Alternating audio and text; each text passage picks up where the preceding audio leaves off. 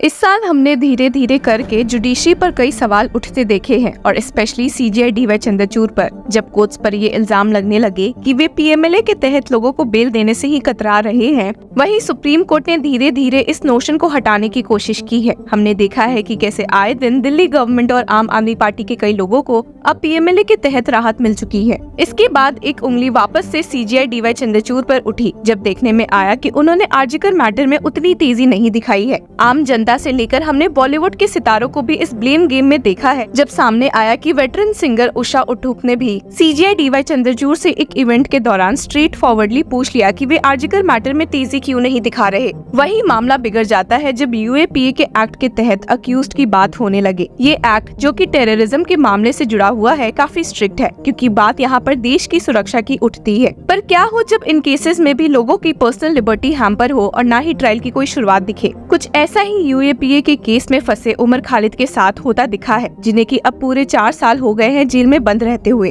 और इस केस में वापस से एक और एक्ट्रेस ने जुडिशरी पर सवाल उठाया है और क्या तीखे लफ्ज यूज किए हैं, हम आगे देखेंगे। अब इस एक्ट्रेस के अलावा सीनियर एडवोकेट प्रशांत भूषण ने भी इस केस में एक आवाज उठाई है और ट्वीट किया है कि उमर खालिद को जेल में बंद रहते हुए 4 साल हो चुके हैं और ये जुडिशरी की एक बहुत बड़ी गलती है। And had stated the charges against him are demonstrably absurd. Does the dictum of bail being the rule, jail the exception, not apply to him, especially when there is no chance of trial being over in a reasonable time? This is a huge blot on the judiciary. लोगों के मन में जहां उमर खालिद को लेकर सवाल चल रहे थे, वहीं आपको बता दी कि इन सवालों को एक प्लेटफॉर्म देते हुए एक्ट्रेस स्वरा भास्कर ने एड्रेस किया है। और इंटरेस्टिंग बात ये भी है कि स्वरा भास्कर ने कहा है कि वे खुद दिल्ली राइट्स वाले आंदोलन में शामिल थी और प्रदर्शन कर रही थी। जी हाँ, आपने सही सुना। जिसके आगे उन्होंने कहा कि वे बस इस केस में इसलिए अरेस्ट नहीं हुई है क्योंकि वे एक हिंदू परिवार से बिलोंग करती है, और स्टेट किया कि मैंने भी अपनी आवाज उठाई थी, लेकिन मैं जेल में नहीं हूँ क्योंकि मेरा जन्म हिंदू परिवार में हुआ है। उन्होंने जरूर सोचा होगा कि मुझे जेल के पीछे रखना बहुत हो जाएगा। अधिकारियों के लिए ये सुविधाजनक नहीं था। और चलिए एक नजर डालते हैं उनकी कही हुई बातों पर, जिससे लोग काफी अग्री करते हुए नजर आए हैं। आज ये सवाल पूछना चाहती हूँ अपने न्याय व्यवस्था से कि क्यों, क्या डर है आपको किस चीज़ का डर है? आम नागरिक को तो जेल का डर होता है, पिटाई का डर होता है। मुसलमान तो कहीं पे भी पिट जाते हैं बेचारे इस देश में, दलित कहीं पे भी पिट जाते हैं इस देश में। हम लोगों को भी डर लग सकता है कि काम नहीं मिलेगा, कॉमेडी के शोज़ नहीं मिलेंगे, फिल्में बंद हो जाएंगी। जिनके बच्चे हैं छोटे छोटे, उनको अलग अलग किस्म के डर लगते हैं। आपको क्या डर लगता है? आपके पास तो पूरा तंत्र है, आपके पास तो सारी सरकारी तंत्र है। जब तक आप इन बड़े बड़े सुप्रीम कोर्ट, हाई कोर्ट तक पहुंच जाते हो, आपको 60 साल 50 साल के ऊपर होते होंगे, आपके तो बच्चे भी बड़े हो गए होंगे। अच्छी महंगी कॉलेजेस में आप उन्हें पढ़ाते हैं, बाहर भेजते हैं यूनिवर्सिटीज़ में, वो भी सेटल हो जाते हैं, उनकी शादियाँ हो जाती हैं, उनके भी बच्चे होते हैं। तो इस बुढ़ापे में क्या डर है अब आपको? अब क्या लालच है आपके अंदर? क्या चाहिए आपको? हाँ, क्या ज़रूरत है? गवर्नर पोस्ट चाहिए, राज्यसभा जाना है, इतनी आपके अंदर लालच है कि आप महज आपका काम आपसे करने को हम मांग रहे हैं, वो आपसे नहीं हो रहा है। दोस्तों, 4 साल बहुत लंबा वक्त होता है। उमर और मीरान, अतहर, खालिद साहब, गुलशिफा और शर्जील और अन्य लोग 3, 4, 5 साल पहले गिरफ्तार हुए थे। और ऐसा लगता है कि हमारी न्याय व्यवस्था भूल गई है कि कितने सालों से ये लोग जेल में बिना बेल के, बिना ट्रायल शुरू हुए पड़े हुए हैं। तो मैं आज इस मंच के माध्यम से हमारी न्याय व्यवस्था को याद दिलाना चाहती हूँ कि 4 साल कितना लंबा वक्त होता है। सितंबर 2020 में उमर गिरफ्तार हुए थे। तब से कोविड के 3 वेव आकर चले गए हैं। 3-4 अलग वेरिएंट निकल के आ गए हैं इस बीमारी के।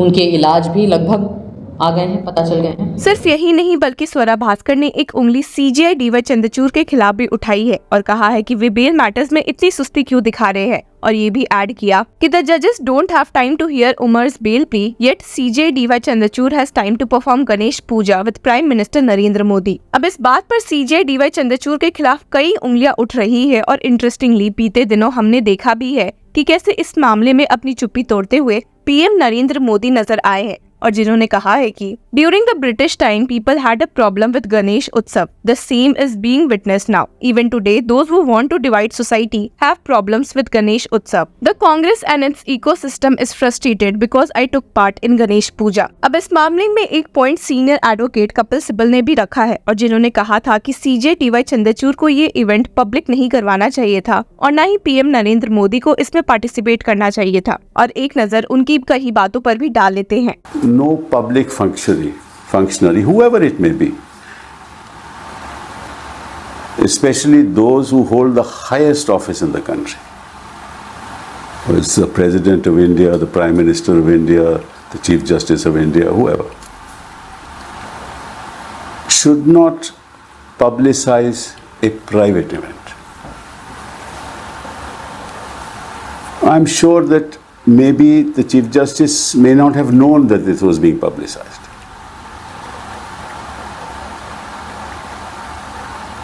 That's sad.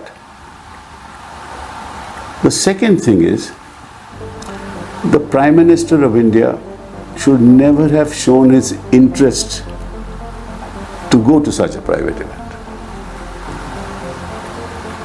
Because the Prime Minister and those who he must have consulted should and must have told him that this may send a wrong signal.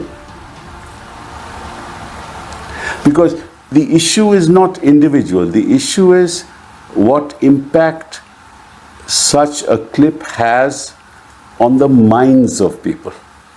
अब भले जितने इल्जाम CJ DY चंद्रचूड़ के खिलाफ लगे, वे अपना काम पूरी ईमानदारी के साथ करते आ रहे हैं और अगर UAPA मामले में बेल मिलने की बात करे तो अभी हाल ही में अब bench comprising chief justice of India DY Chandrachud, justices JB Pardiwala and Manoj Mishra ने एक शख्स को बेल दी थी जो कि खुद 4 साल से इस मामले में जेल में बंद था। इसके बावजूद की ट्रायल अभी तक शुरू भी नहीं हुआ था और न ही संभावनाएं दिख रही थी। अब जब सुप्रीम कोर्ट ऐसे मामलों में भी बेल दे सकती है तो कौन कह सकता है कि उमर खालिद को बेल नहीं मिल सकती। और वैसे ही हम आए दिन देखते आ रहे हैं कि कोर्ट्स इस बात पर ज्यादा फोकस कर रहे हैं कि PMLA और UAPA के तहत भी लोगों को बेल मिलनी चाहिए क्योंकि वो उनका अधिकार होता है। अब शायद कुछ ही दिनों में जब सुप्रीम कोर्ट में उमर खालिद का मामला वापस से आएगा भी तो उन्हें भी रिहा किया जा सकता है। पर ये बात तो धुंधलाई नहीं जा सकती कि इनिशियली उनके केस को बहुत बार ही अर्जन किया गया था और इस मामले में क्या सुधार देखने को मिल सकते हैं आने वाला वक्त ही बताएगा। Till then keep following law चक्रा।